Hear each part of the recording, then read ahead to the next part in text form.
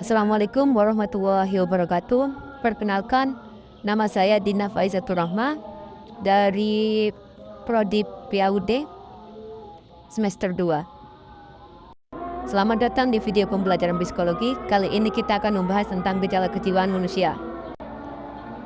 Apa itu gejala kejiwaan? Gejala kejiwaan manusia adalah berbagai bentuk ekspresi dari aktivitas psikis yang terjadi dalam diri individu.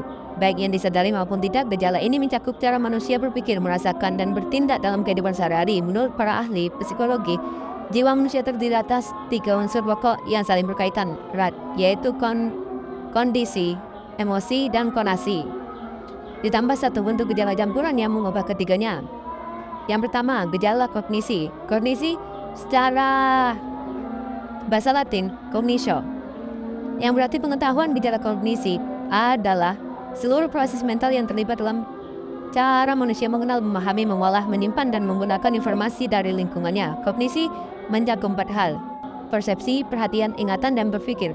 Contohnya saat kamu membaca buku atau sedang bekerja, melihat tulisan itu persepsi, fokus pada kalimat itu perhatian, mengingat isi sebelumnya itu ingatan, dan memahami makna itu berpikir.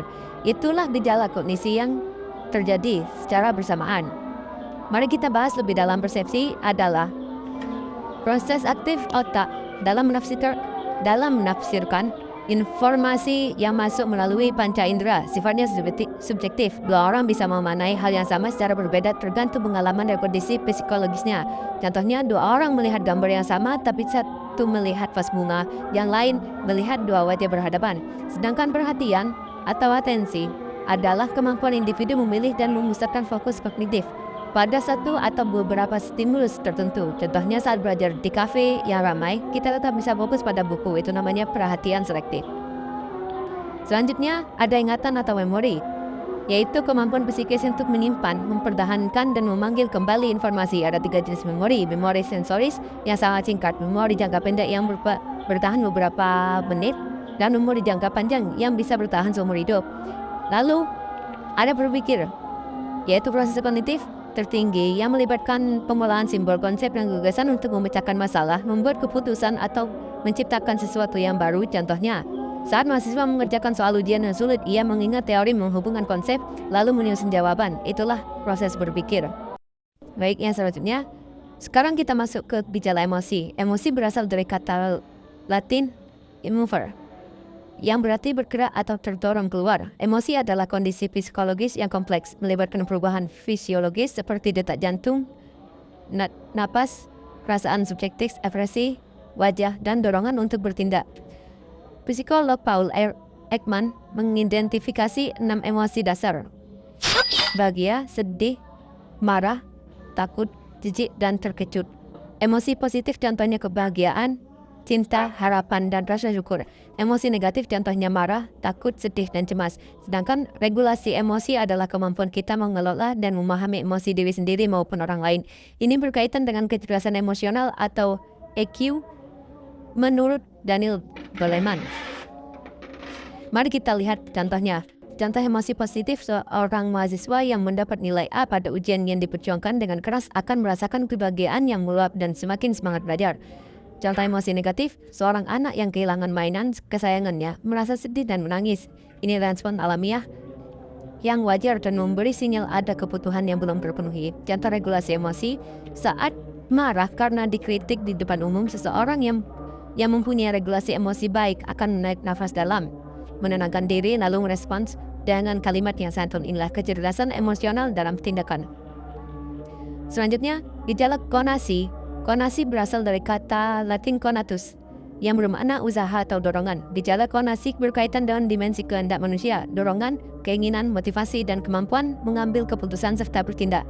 Ada 3 komponen. Yang pertama, dorongan atau drive, yaitu kondisi internal yang membangkitkan energi untuk memenuhi kebutuhan biologis maupun psikologis. Kedua, motivasi, yaitu kekuatan yang menggerakkan dan mengarahkan perilaku menuju tujuan. Sesuai teori Maslow, yang dari kebutuhan fisiologis hingga aktualisasi diri. Ketiga, kehendak atau volisi,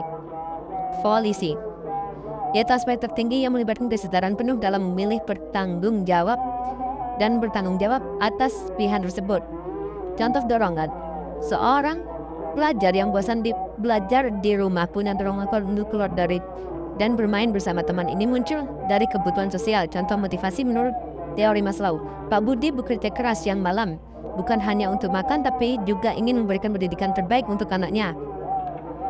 Contoh, ganda atau polisi. Seorang kasir yang menemukan uang lebih di laki memilih melaporkannya kepada manajer meski tidak ada yang melihat. Ini adalah tindakan sadar berdasarkan nilai kejujuran.